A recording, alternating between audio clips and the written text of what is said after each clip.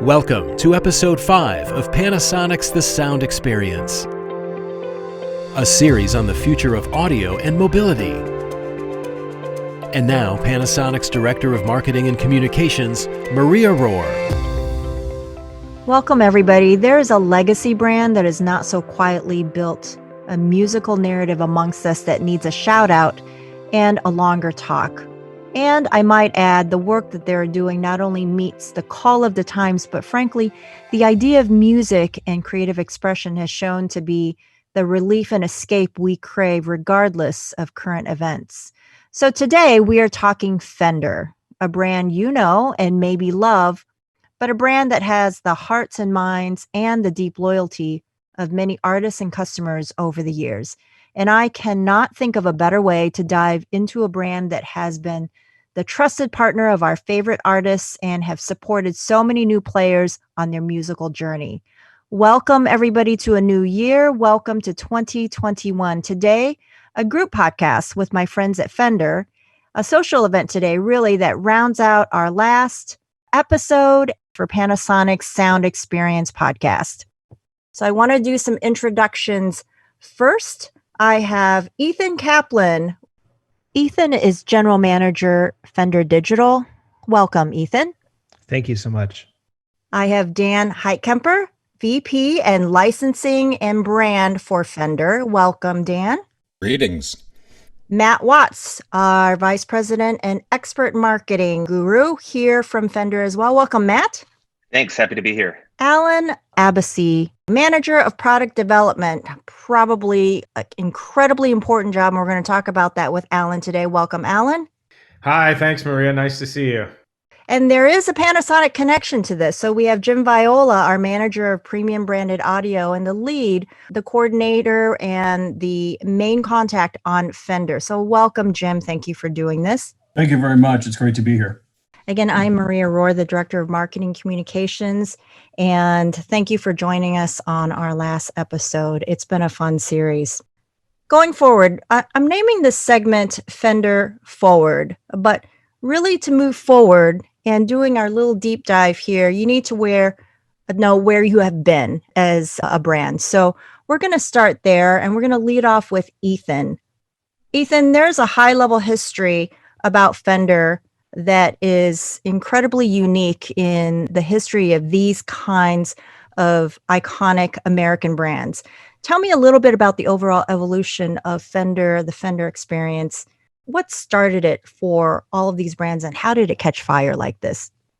Yeah, Fender is a 75-year-old company, really rooted in Southern California. Leo Fender was a radio technician after World War II and based Fender and founded it in Fullerton, California, with the aim of really getting music amplified, getting guitars amplified, basses amplified, and enabling stages to be, expanded beyond churches and concert halls into amplified music.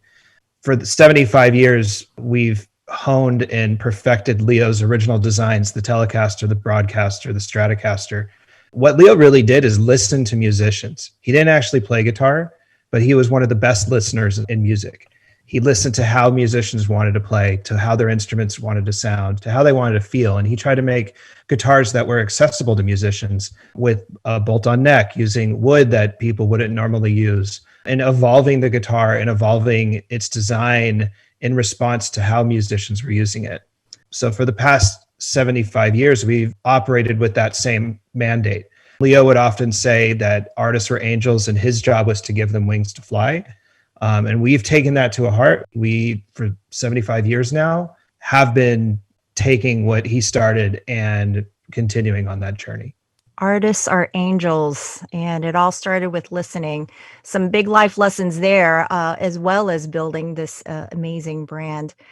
At some point in this illustrious history, Ethan, you realized you needed to establish maybe a different approach. As General Manager, Fender Digital, tell me a little bit about your digital strategy. What was this point where you said, this becomes a much bigger strategy to the company, and it's really going to affect the trajectory of the music and equipment experience as we go forth with this brand? When I came into the company 5 years ago, we didn't have a lot of data about Our players. We ran the first comprehensive survey and segmentation study of guitar players probably ever. And what we found out is that the people coming into our instrument, people starting the instrument, which is about 45% of every year, were way more diverse than we ever knew. 50% male and female split, but 90% of them would quit within the first 3 months or 6 months, right? So that's a very high attrition rate. If we can cut the attrition down incrementally, we grow the overall size of the business exponentially. So looking at just raw math, what we needed to do was how do we take a user from just opening the box into a degree of competency and ability where they felt comfortable playing longer than the 90 days we were keeping most people in. And if you look at how to do that, there's not many things that compete with people's time more than the screens in front of them, small, big, on the desktop or in hand. So a digital strategy was first and foremost. People were learning more and more via apps and video. People were spending more on guitar lessons than they were on the guitar itself. It's a bigger business, in fact. And there was an opportunity to really carry people through the journey. So we started building Fender Play, which has been out for 3 years now and currently has over 300,000 people in the product right now learning how to play guitar. And the impact of Fender Play has been felt. We've kept people in the instrument longer. We've grown market share. So it's been really great and fantastic. COVID has all of us perpetually at home, you, me, many of us who are blessed enough to be able to stay at home and work from home. I know not everyone can. I didn't even realize I needed to learn how to play guitar and take lessons. And I understand certainly the idea of taking lessons versus the equipment that you spend. So you told me a little bit about the insights. How is Fender Play working out? How is the program working? What kind of feedback are you getting? And why did you decide to gift people these 3 months?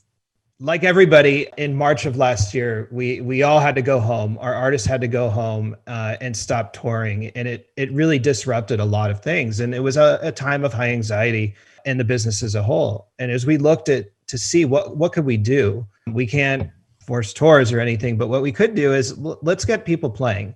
Let's give people the opportunity to get into the instrument for free.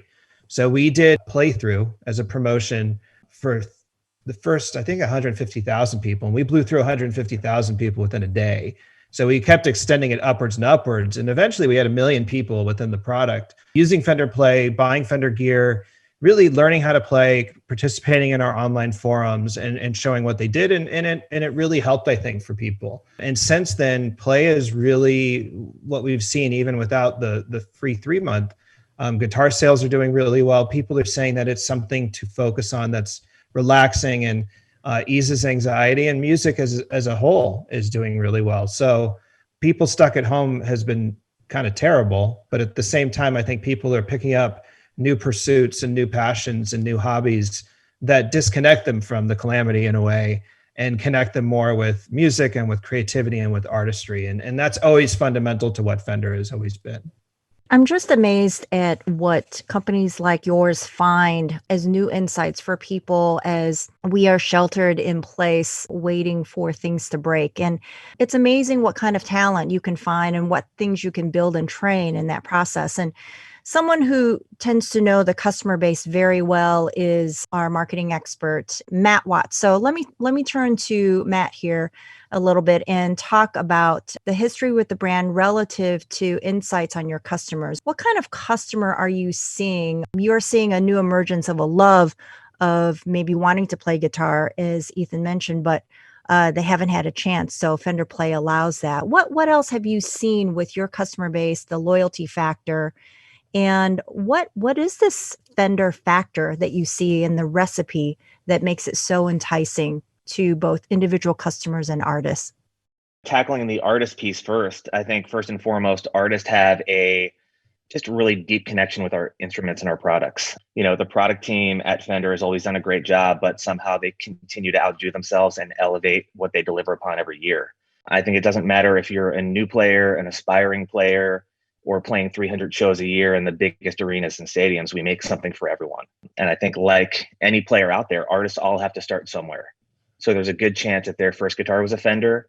And on top of that, there's a good chance that their favorite artist who they look up to and admire or admired at that point in time when they were looking to start guitar played Fender as well, whether that's their guitar heroes like, Jimi Hendrix or Kurt Cobain, or the next generation of guitar heroes like her. I think that serves as a really important point of inspiration. And I would say on top of that, we always say that our brand voice is the sum total of the artists that play our products. I think artists see that and they feel that. Our instruments are unique in the sense that they're truly an extension of the artist's voice. I think that's really the X factor. When David Gilmour picks up a Stratocaster, you can hear that it's him. That sonic fingerprint and sonic identity really shines through. And I think artists have really helped make this brand their own. Over the past 3 years, we made a really big investment into artist marketing to ensure we're partnering with artists to share their stories and help them break through. And that also helps to inspire the next generation of players. So it's truly cyclical. Before you move to the consumer side, you mentioned the sonic fingerprint. Tell me about that. What is a sonic fingerprint? A sonic fingerprint isn't that dissimilar to hearing somebody's voice and being able to identify who they are.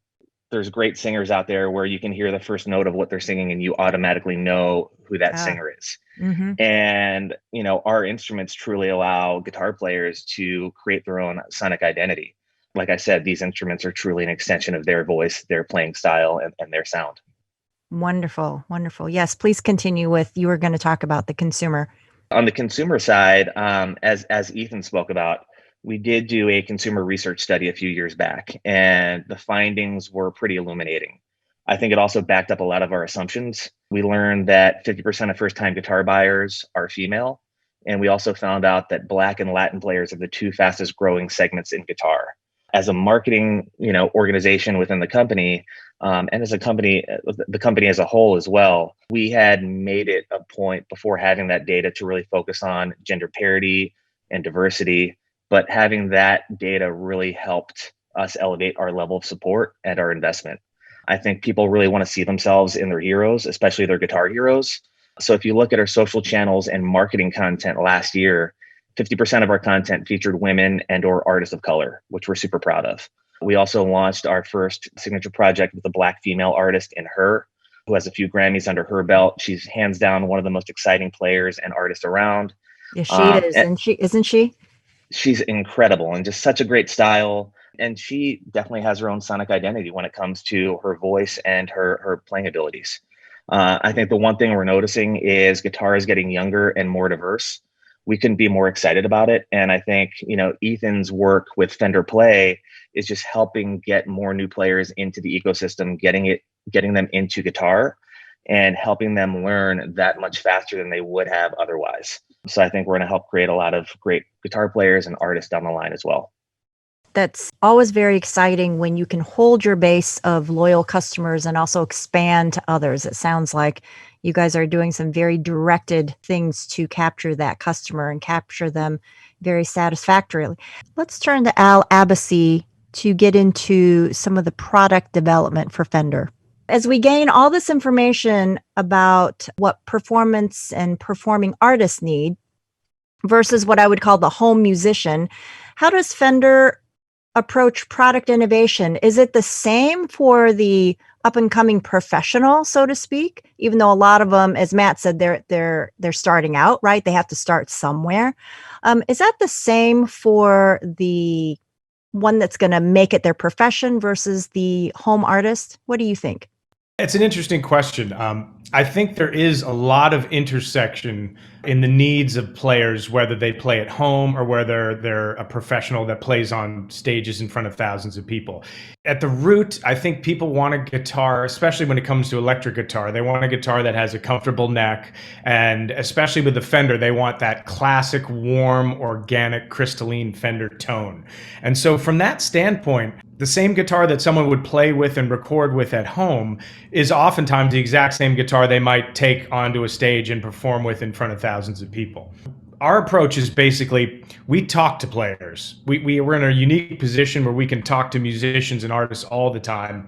And we're constantly getting feedback from dealers and players that we meet at trade shows and things like that. And so just as Leo did, we always try and incorporate feedback we get from our players about what their needs are and what they really want. So there is quite a lot of intersection between, say, someone who plays mostly at home or a professional. There's definitely a lot of similarities there. For the professional artist, how do you get feedback from them? Is there a perpetual chain of feedback that you get from the actual artist who is creating their sonic fingerprint, sonic identity, as Matt was talking about? How do you get that feedback? Well, directly talking to the artist. I mean, Matt helps us, bring the artist into the Fender fold, and we do a lot of signature models where the artist will work directly with our team of product development at the factory to design a guitar based exactly on their desired specifications. So we do a lot of signature models that we make for artists, and we have a lot of artists that work with Fender, and they're constantly coming in to visit us, and we get to talk to them directly. We get to put prototypes in their hands and ask them, hey, do you think this guitar sounds good? What do you think about that neck? So we do actually talk directly to a lot of artists just by virtue of the fact that we're in the middle of Hollywood and a lot of artists come by and visit the office. And also our artist relations department is constantly introducing us to new artists that love to play Fender. Without giving away company secrets, where do you see strategically your product approach headed for Fender? What are you working on that is something that you want to take the company going forward? Fender has always been known as a company that innovates. And so I think just as Leo did, he was never satisfied with the designs. He was constantly evolving, constantly changing, taking artist feedback and applying that. I think we're going to continue that trend. We have a wonderful research and development department. And again, a huge, vast amount of people that we talk to. And we're constantly evolving our parts, our bridges, our pickups, experimenting with different woods. And so I think all those things are going to come into play as we go forward. We're going to constantly push the limits of what we can do. One example, recently we've launched our new Ultra Luxe series, which builds on our very popular American Ultra series. And we got a lot of feedback from players that they liked stainless steel frets, which is a different material that we use for the frets on the neck. And we've never done that in production before. It's a very difficult material to work with. It's very hard. And we had to completely revamp the process to make necks with those stainless steel frets. So that's just one example. I think going forward, we're just going to keep evolving and try and keep pace with the times. I think digital is going to be something for the future. How that will materialize in the form of an electric guitar, we'll have to see. But I think digital is somewhere in the future of guitar as well as different materials, because we know that wood is scarce, especially wood like ash that we have challenges obtaining sometimes. So all those things are what we can expect to see going forward. That's an interesting thought. Been a long time in the auto industry, and auto industry is also one that explores all kinds of materials, including various derivations of wood, probably more for aesthetics and maybe a little less for acoustics, but some of it is acoustics related. So yes, very, very interesting. I do want to jump back to Ethan really quickly and ask him a similar question. Where do you see your digital strategy headed for Fender? All three of you have mentioned so far the idea of digital playing a strategic role. So beyond these very interesting and very high take rate programs, where do you see digital headed for Fender? A lot of what we're working on now is not just getting people into the instrument and getting them past that initial hurdle to committing and to playing it, but how do we continue to be a presence in their lives as a player? Fender's a unique product in that people buy it and people keep buying new guitars. It's actually a thing. And we know that people over time, the longer they play, the more the gear they get, the more they want to learn about the gear, learn new ways to use the gear. And we're also constantly evolving gear. As Al said about the Ultra Deluxe or Ultra Luxe with stainless steel frets, there's a lot of opportunity to get people even more into their instruments through education. So Fender Play is a platform. It's not just a curriculum. It's an open-ended platform for teaching guitar. So as music changes, as people's taste changes, as our products evolve, Fender Play is the home for how we educate customers on how to get the most from their instruments and how to play the songs and the music that they're hearing on the radio, well, not radio, hearing on streaming and into. So we're going to constantly be evolving our products to serve the needs of the players, just as Leo did with evolving the guitars to serve the needs of players just by listening. It'll be interesting to see how your platform spawns new budding artists, and maybe some of them will make it big one day. Who knows, right? Let me turn my attention to Dan, who has been quietly waiting. And there's a purpose why Panasonic and Fender are talking together. But before we get to our collaboration together, I wanted to talk to Dan a little bit about what he does for Fender and how in that period of time we kind of came to come together as partners and collaborators. Dan, you want to talk a little bit about that background? Well, my job is the VP of product and licensing. So basically I get to make all the cool stuff that are not guitars, amplifiers, or any of those items. So apparel and t-shirts and everything, and those kind of lifestyle things are very big under my department. As a stereo fanatic and an audiophile kind of guy, I get the pleasure of working with Jim Viola and the Panasonic team on the Fender premium audio systems. And I also get to work on our Bluetooth speakers and headphones and other kind of stuff like that. So that's a little bit about what I do right now. If we turn to how we are working with Dan, just a little bit of a stat. What I've discovered is in about 10 years' time, those who listen to online music in their on their mobile devices and in the vehicle grew from a measly 5% to 40%. That's in about a decade's time. So with that, we know that the adaptation to the types of music that's out there is changing, but also the idea of listening to that kind of music online, digital streaming inside the vehicle is also become what we had talked about at recent CES this last week. Our vehicle is becoming really that safe second space. The first space is your home. We're using our vehicle to go to birthday parties and to movie theaters and so forth. I have seen people take conference calls right in their vehicles because at the end of the day, there's a lot going on with kids being homeschooled in the living room and the dog maybe is barking and activities going on in the kitchen. So to take a call, they go in the car. So a respite from everything else might be your car. It's your second safe space now. When we look at that and we look at what we expect out of a great automotive experience, we went to Fender. So Jim, what were we looking for when we landed upon Fender and started talking about working together? A lot of this goes back to around 2006 or so.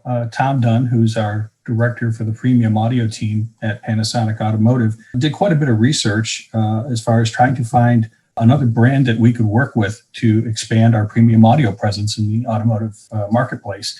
And for all the research, everything seemed to point at Fender. So we went out and met with the team at Fender. And our position was, Fender has years and years of providing live sound and a lot of great amplifier knowledge and technology. Panasonic Automotive brought years of working in the OEM audio industry. And we thought, it'd be really good maybe if we have our engineers talk to each other and see what kind of synergies could develop.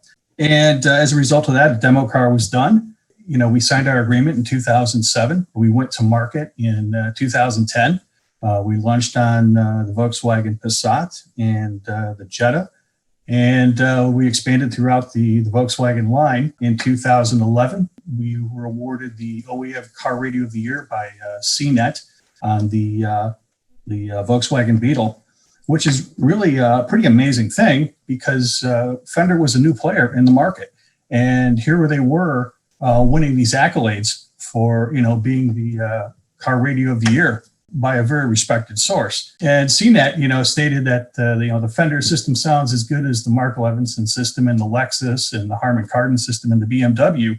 Here's a 9-speaker, 400-watt system being compared to systems that have more power, more speakers, vehicles that cost much more money. So right from the start, we came out with a fantastic sounding audio system, and we've continued to grow that. We did a special edition Fender Beetle that was sold globally, and it sold out. In fact, they actually increased the production because the demand was so strong. We've done a Honda CR-V in Indonesia. We've launched on the Nissan Titan in 2018. And so all along the way, Fender has been there working with us. The collaboration involves Panasonic making the hardware, which would be the speakers and the amplifiers, and where Fender comes in is when we do the tuning of the vehicle. And that's really the secret sauce of a great audio system is the tuning. If you don't have good tuning, it doesn't matter how many speakers or amps or how good of a quality they are, it's just not really going to sound well. Fender is kind enough to have their amplifier engineers come to the location where we're doing the tuning, and Panasonic's audio engineers and the Fender amplifier engineers sit there and do the tuning. And it's not just you put a microphone into the vehicle and you're done in 20 minutes. It's a very involved, very exhausting process. It takes several days, sometimes a couple of weeks to do. So it's been a great collaboration to do that. And when you think of Fender, what do you think of? Well, you think of quality, you think iconic, you think genuine, you think lifestyle, you think globally recognized and respected brand.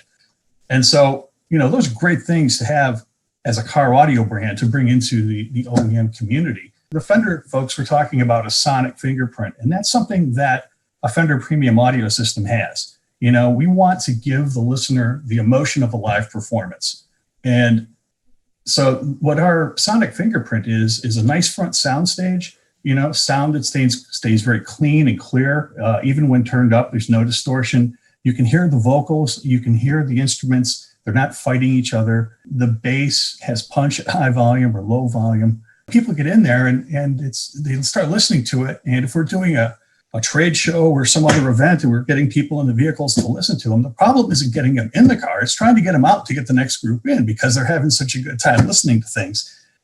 We've had many musicians and recording engineers get in and, you play some of their music for them. And, the general comment is, I haven't heard that in the recording. I haven't heard that in a playback since I was in the studio. That's how clean and clear the system is. It's been a fantastic collaboration, and we're going to be growing it even more. And, just very, very happy with how things have been going. There's one thing that when it was a Titan, the Nissan Titan, that when I got to listen to that audio system, and again, being very snobby with this stuff, a lot of these audio systems that I hear out there are kind of based upon one or two genres. The thing that was great about listening to our system was no matter what type of music you listened to, it sounded superior. And I thought that was, a really important thing to kind of point out in this entire thing, because you can listen to some systems and classic rock is going to sound great, but hip hop's going to sound terrible because of the bass and everything that goes on in that. Yeah, you bring up a very good point, Dan. And one of the things that when we're tuning the vehicle, we don't just listen to one style of music. It runs the gamut because, as you said, nobody really listens. You can't design something for only one specific genre of music. There are a lot of different types out there that people listen to.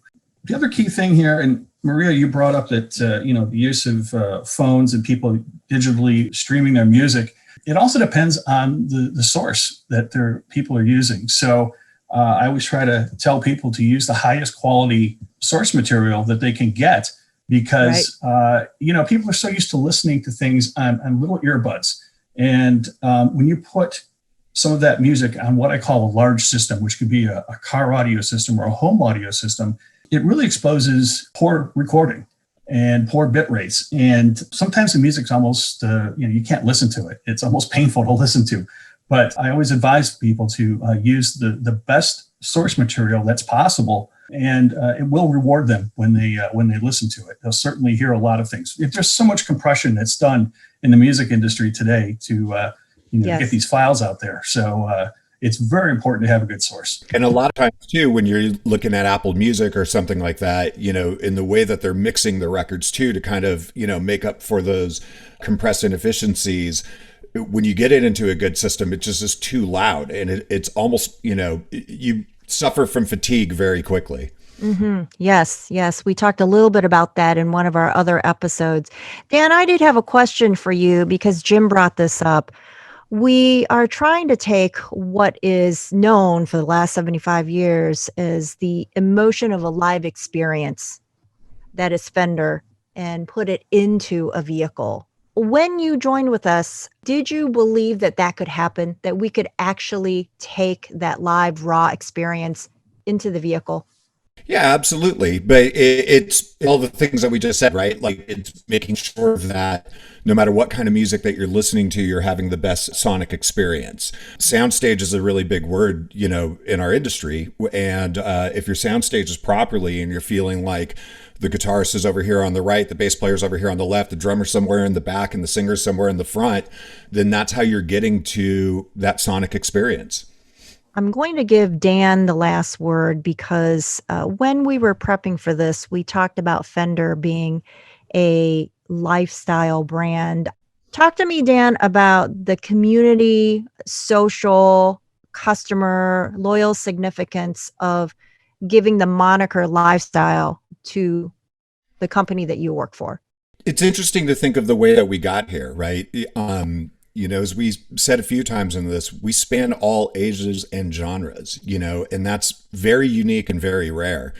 No matter what you play, no matter what you do, you probably have a Fender product on stage. And if you look at the Pete Townsends, you look at the Jimi Hendrixes, and you look at everybody, there's an emotional connection to your favorite artist over what they've played. But it doesn't matter if it's country or reggae or whatever it is. We're somewhere in that mix. Matt Wass has a stat, a Coachella stat. Coachella stat, great. Yeah. What percentage of the stages at Coachella do we own again, Matt? It's 85%. There you go. Oh, so amazing. Take into consideration that you have people that are up there that are not playing guitar at all, that electronic musicians and stuff like that. So, and then 75 years is a very long time, to be able to have these emotional connections with people. But if you look at some other guitar brands, and I don't want to sound like I'm picking on anybody, but some guitar brands are based for a specific genre, where Fender can kind of take all of those different things and be something for everybody, and that's rare. So really, in the lifestyle brand space, and a lot of what I do is I sell Fender t-shirts. And last year, Fender will have sold over 1 million t-shirts in 1 year alone globally. And a lot of those are going to people that don't even play guitar. So if you see a Fender shirt in Target, and that thing's in Target stores for 3 years, which is, quite long for any one t-shirt design to kind of live out there. Yeah. Those are being picked up by moms, kids, dads, and everybody else who knows the Fender brand because of the fact that they have an emotional connection with some artist somewhere. For me, as a guy who's played guitar for a very long time, my first 6 guitars were actually not Fenders. I think the first Fender that I got was a precision bass, but I always have had a Fender amp since day one. And so, it's not just about the guitar in this aspect. Well, I cannot tell you how much fun I've had listening to all of you. This has been the most amazing wrap up to the Panasonic Sound Experience. Because it's early in 2021, I just want to do a quick thing, and then we will be a wrap. Lightning round for all of you. If you look at 2021, give me one word that you think or would like to project about what you see for the future of Fender. So let's start with Jim. It's going to be 2 words, and that would be live music. All right, Dan. More hats. Sorry, I'm a little. All my first 5 things I can't talk about yet. So how about take a pass and maybe circle back at the end? Okay, we're going to catch you on another podcast then. Al. Inspiration. Fabulous. Matt. Innovation. Perfect. And Ethan. Concerts, because I desperately miss going to live music. Gentlemen, it's been a true pleasure. Thank you so much for taking the time. Much appreciated. And I hope you all have a great day. Thank you. Thanks, Maria. Thanks. The Sound Experience, available on all of your favorite podcast platforms. For more information on the Mudhouse Media Podcast Network, go to mudhousemedia.com.